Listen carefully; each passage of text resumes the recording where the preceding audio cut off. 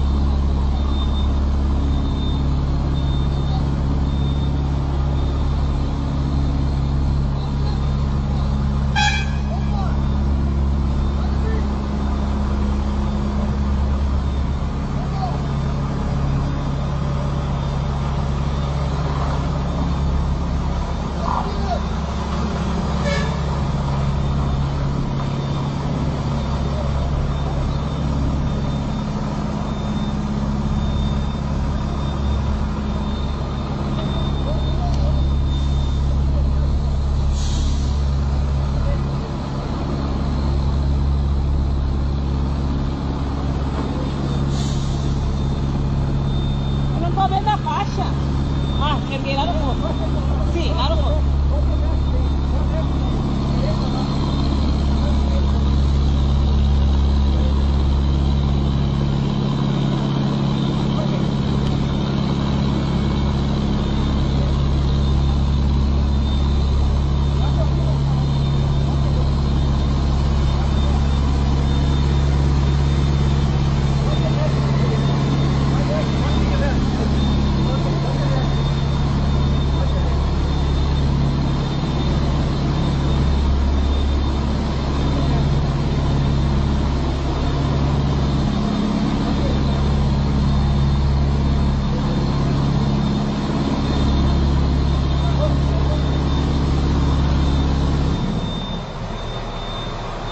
Tranquilo, o cavalo toco é bem mais fácil.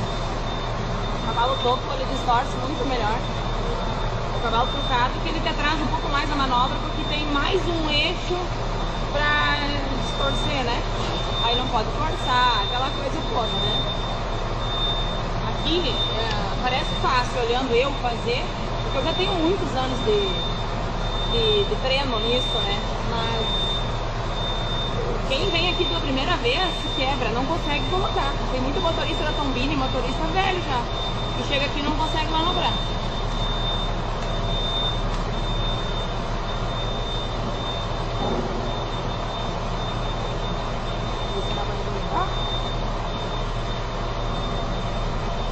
Graças a Deus, com o tempo a gente vai pegando